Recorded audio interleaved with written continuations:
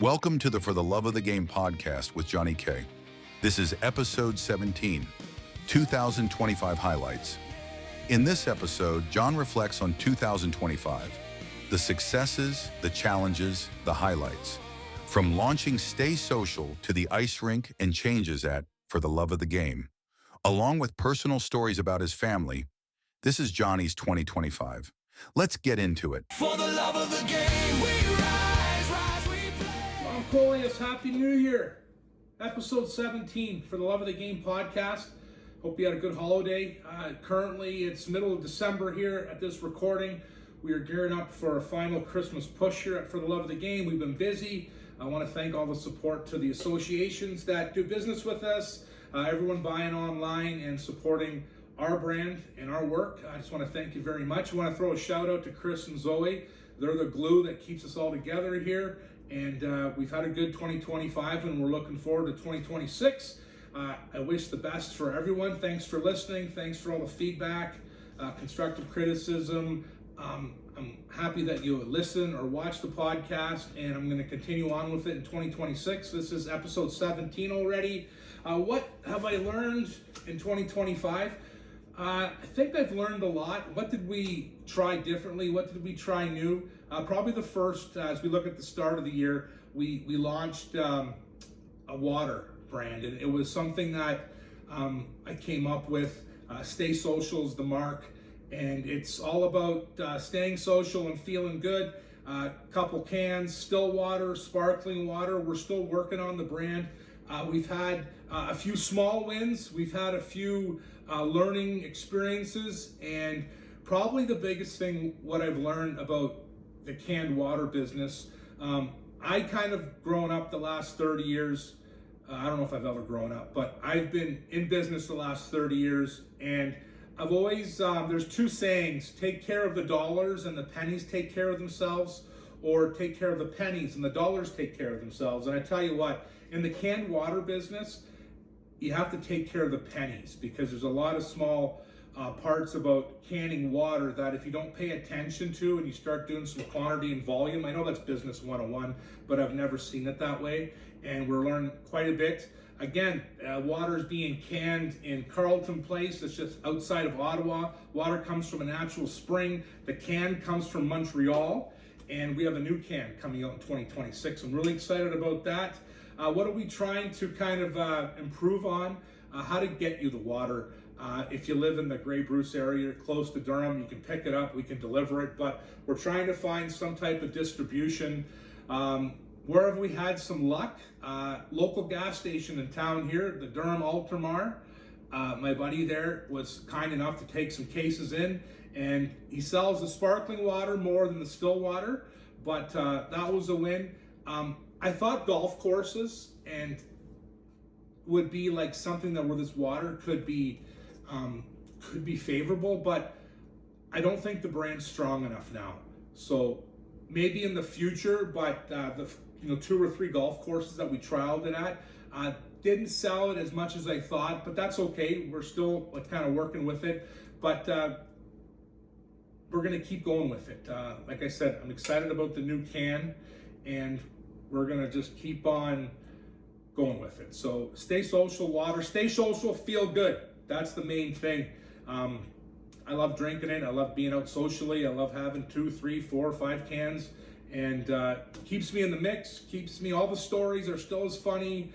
I'm with my boys, we're laughing at social events and enjoying a can of water, and it's good. So that's what I love about the water, and look for that in 2026, maybe the first quarter for some changes, the new can launch, and we're gonna keep on just seeing where this could go and if we can get some type of distribution. So stay social, that's been one of our ventures early in 2025.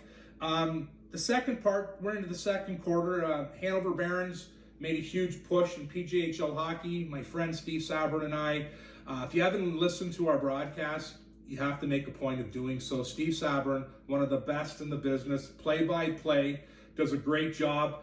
We also had Ryan Drury along the boards and myself with color commentary. I feel for like local junior C hockey, GOJHL listable junior B hockey. The program and the product is very good. Like I said, Steve Sabrin, one of the best in the business. Barons make a push, and we had some long travel. It was the Barons winning the Pollock division, then Aurelia Terriers, they're a first-time winner in a long time in the Crothers division. That was 5 games for the Barons.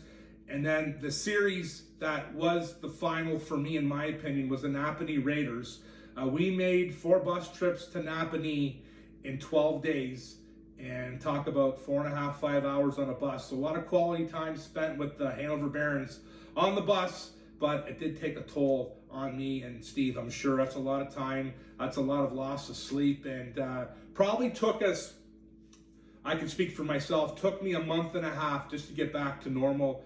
I'm old. I turned 50 this year, and which is not old, but if I don't get my sleep, it's a tough time catching up. So Barons win in 7 games against the Napanee Raiders. Then it's a 4-game sweep of the Essex 73s, and great run. Steve and I and Ryan had a great time, and that was a highlight of April and May. And as the year chugs along, we decided to, for the brand, how could we grow the brand? That's been the number of questions for me for the love of the game.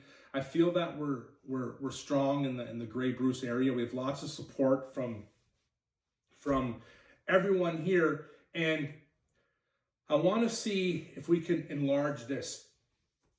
I want to see if we can get across Canada somehow. And it's about distribution. Shipping is a big thing. And we're just looking at different ways with our social media, how to connect with people. I have one idea for 2026, and I'm still trying to put it together, but we get a lot of comments, likes, and shares when we do a rink tour. And the reason why is it's usually a rink close to this area. You've played there before. Instantly you watch it and you have a memory. You share it with a buddy. Hey, that's our team. I used to play there. And if you check out our TikTok and Instagram, those videos are very powerful for us. And I'm thinking if there's ever a way that I could get out of our area, across Canada, get into some small rinks there, and video them, and then maybe the people in that area would have the same feelings, and we're going to remind them why they play for the love of the game, and maybe that's a way of growing. So that's something that I'm thinking about for 2026. It will be a big task. It won't be easy. Will I get to every province in Canada in 2026? I'm not sure. Highly unlikely, but that's the thought. If you have any feedback on that, or if you have any ideas on broadening my brand for the love of the game, I'd love to hear from you. I'm all ears. One thing that we're trying now, and we introduced it early in the summer, is having athletes that represent what For the Love of the Game stands for. I know there's lots of athletes out there that are the brand, that play for the love of the game, work hard, and they distribute all the traits of For the Love of the Game. But I wondered if we could find athletes, narrow it down, and have 4, and we accomplished that in 2025. Our first athlete is Jake Murray, a first rounder to the Erie Otters from Meaford, Ontario. I know his dad well, Grant, back from the Patriot days. I finished playing Junior C, and then Grant was behind me there. He played a few years in Mont Forest, just gotten to know him over the years. Jake Murray, great kid, went through some adversity as a U14, had a setback, missed a whole year of hockey. He fought back for 2 years, was able to be drafted. Now, last Friday, Charlie and I were in Owen Sound watching an attack game, thanks to Grant and everyone that invited us there. We sat in the box, and we had a time watching Jake play against the attack. He was in the mix, on the power play, some penalty kill, and just looked great out there. So Jake Murray is our first For the Love of the Game athlete, and what we're looking for is just someone to grow with the brand. I feel like For the Love of the Game is just at the grassroots. I feel like we have a long ways to go, and if we can partner with athletes like Jake, and which he distributes the traits of For the Love of the Game, I think it would be a fun project. So that was fun watching Jake. The second athlete, Quentin Bruce, he used to be my neighbor back here. One heck of a ball player. plays for Team Canada, has played for Team Canada, plays in United Hill, some great fastball, great hitter, and he's going to represent the brand as well for this 2026 ball season. We're really excited. Quentin is a good kid, played some senior hockey with my nephew Justin. I remember Brucey coming to a ball clinic that Tara hosted a few years back and just always helping the community. He's a father now. I got a young child there, and he's going to be looking up to his dad for support, and I'm sure Quentin's really happy playing ball at a high level, and we're obviously super excited to have him as part of our brand for the love of the game. Our third athlete, Maddie Mullen, a Nordic Paralympic skier. Nordic skier, I hope I said that right. Maddie is from Fergus, Ontario, and she is a dynamite athlete. She skis at the high Canadian level. She's has some goals, some high goals. I know she wants to be part of the Olympic team for this upcoming 2026. She works hard, and she was a great addition to For the Love of the Game. A great kid. I had the pleasure of coaching with her dad, Matt Mullen. We coached 4 years with the Mont Forest Patriots. I met Mully years ago. He was part of the 96-97 CIS University championship team as a goaltender. My good friend Paul Galbert played on that team. That's where I met Mully the first time. Great guy. We stayed connected. Coached 4 years in Mont Forest. And then we went our separate ways for a while. But then he was spending a lot of time, his wife, family, with Maddie's cross-country skiing journey. Maddie skis with a guide. And you want to talk about teamwork, athleticism, and hard work. Maddie, she does all of that, and we're super proud to have her part of the mix here For the Love of the Game. And it's just happy. So we have three. Our fourth athlete, childhood friend, Amy Hastings. She grew up in Durham, and she's part of a lot of weightlifting and cross training. And I followed her story on social media, and she just gets after it. The great thing about Amy is she stays active, and she kind of reminds me of how I want to be when it comes to physical fitness. Sometimes I'll tell myself that I don't have time. I don't have time to work out. I don't have time to exercise. Amy is working extremely hard, doing some cross training. Her videos are dynamite. She's inspiring, and doing all that, she has time to do a lot of things. She is a wife. She's a mother. She drives to rinks, watches her kids play hockey and lacrosse, and all at the same time getting after it with the Polski Cross Training Center and working hard. And we thought that would be a great fit for our fourth athlete here at For the Love of the Game. So Amy kind of reminds me of, I always have this example, and this is the way I used to think. I'm on an airplane, and something happens, and all of a sudden the oxygen masks come down, and it always says, put your mask on first. And I'm like, you know what? No way. I'm going to go around, and I'm going to help everyone put their mask on. Then I'm going to put my mask on. Well, here's the thing. You have to take care of yourself first so you can help others. So by, the exercise and workout regime that Amy does, that's what it reminds me of. She's taking care of herself. She's nurturing her body. And the more she does that, the more energy she has. And when she does that, she can take care of her family. She has the energy to go to the rink, to do her job. Amy's a lawyer, so it's a busy household. She's got a busy work world, but Amy's our fourth ambassador and athlete here For the Love of the Game, and we're super excited about that. And it's it's kind of it all came together in about 5 months. We met with Amy, our last athlete, about a month ago in Kitchener. She came, she watched Charlie play in a tournament, and we finalized everything. But it's just a pleasure to have all four of these athletes being a part of For the Love of the Game. And where it goes, I'm not sure, but just having representation and them being part of the brand is super awesome. So I'm not sure where it's going to go, but I'm excited here. After that, one highlight of the year is the game of golf. My son, Jack, started to get into golf, and I tell you, there's nothing better than being on the golf course with your sons golfing. Jack loves it out there. Charlie comes too.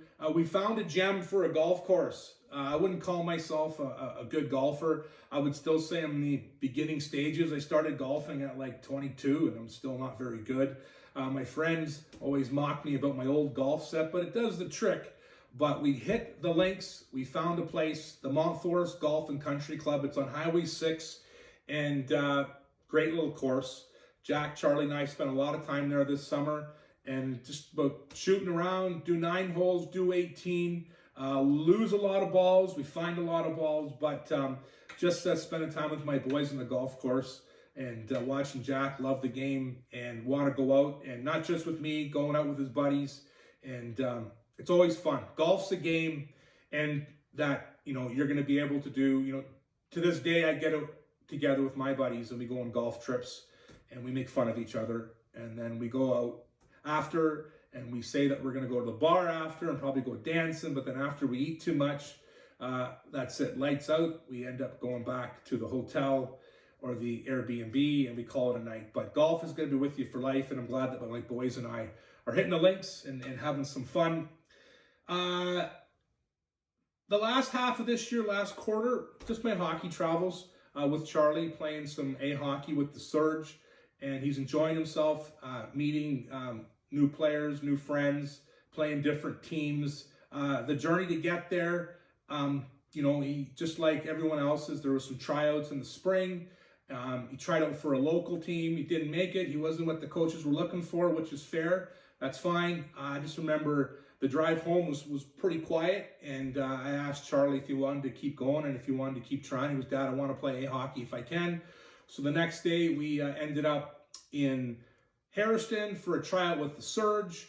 My buddy Corey Dietz was there. He brought his son over, and there were some other kids that I knew. Aaron Small, a buddy of mine, his son Boston was trying out for the team as well. And Aaron Small, I played junior C hockey with for 4 years. Great teammate. Corey Dietz, I coached against Corey when he was in Mitchell. I played senior hockey against him when he was with the 4-wheel drives.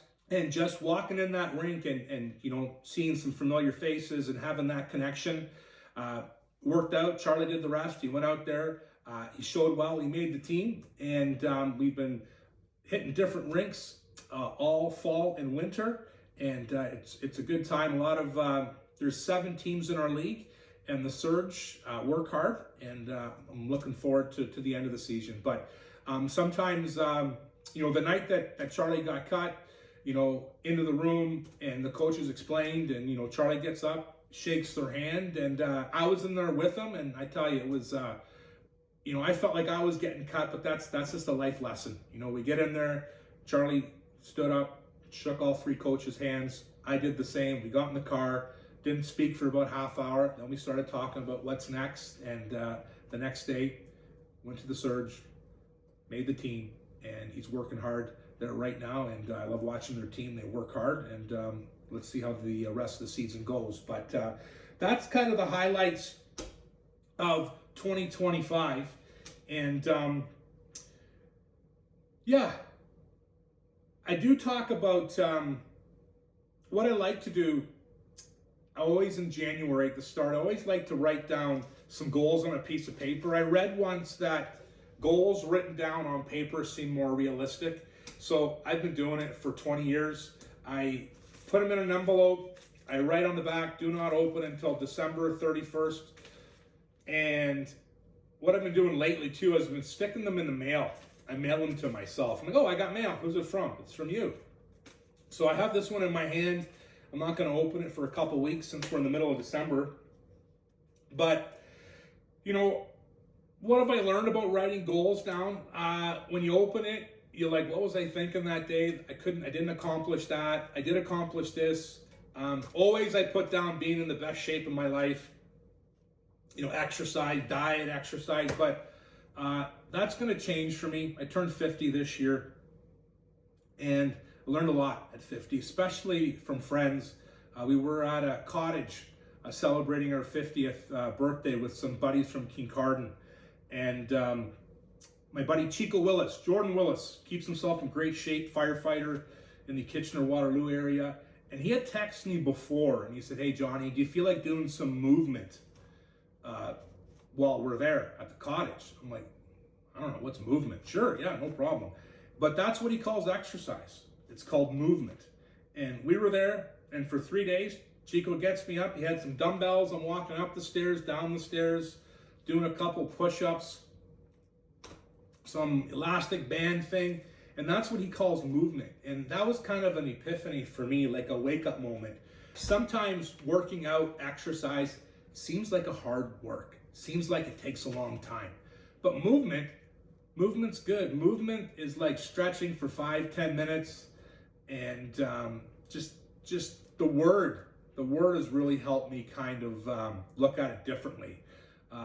So thanks, Cheeks, for that. And another TikTok guy I found called Player to Player. I used to hate lifting weights. Like, I would be super cardio and then I'd be just a milk bag. No muscle on me, but just ride the bike hour a day. But this guy does don't laugh, it's about a 5-minute workout with weights. He does like 5 different exercises. Look him up, Player to Player. And his theory is, I think he's like 47 or 45 or something like that, but he's like, I'm as strong as I want to be. He uses 30-pound weights and he just kind of chucks them around for 5 minutes, does 4 or 5 different exercises, and he's done.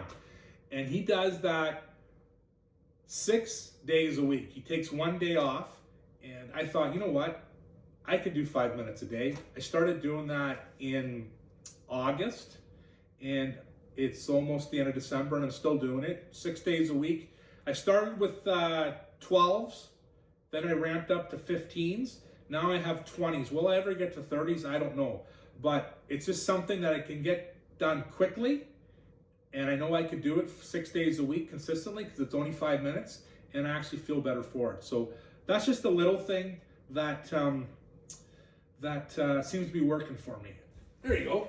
We've got this thing too. I learned that from this guy.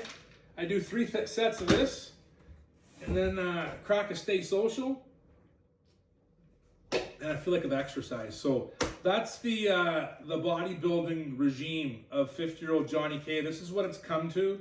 I can get a workout done in about 7 or 8 minutes. Still do about 30 minutes on the bike, light, brisk walk, or I plow snow, push snow with the shovel. And that's my workout. I just want to stay healthy, and I want to just keep having the energy to do the things that I want to do. So enjoying the podcast. Just one last thing. I thought of my first coach today when I was thinking about just memories. Ontario Sports was the hockey team. It was 1985. I can tell you our goaltender was Mark Klunder. And I can tell you one of the coaches was Jim Kay. All I know about Jim, he was tall. His son was Michael. He was just as tall. Jim worked at the PUC. But our coach, his name was Brian Wiles. His son Scott played on the team. But Brian was my first coach in Kincardine. And if you ever hear this, Brian, I just want to thank you, because I remember what you told me at our little get-together. We had it at your house in the basement, in the rec room. The whole team was there. Everyone's parents were there. My sisters came with me. And you're handing out little trophies, and everyone got a trophy. John Coleus, Ontario Sports.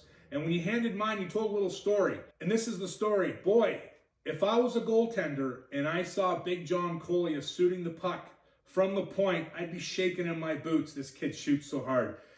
And when he said that, that was so uplifting. And I decided right there, like, you know what? I want to play hockey again. And I'll never forget that. Brian Wiles, 1985, Ontario Sports. We're on the red team, and that's a memory. And the reason why I'm sharing that story is, like, you have to remember when you're coaching and you're coaching young kids, you know, you're there to coach, to lead, but you're also there to inspire. Your goal at the end of the year is they want to play hockey the next year.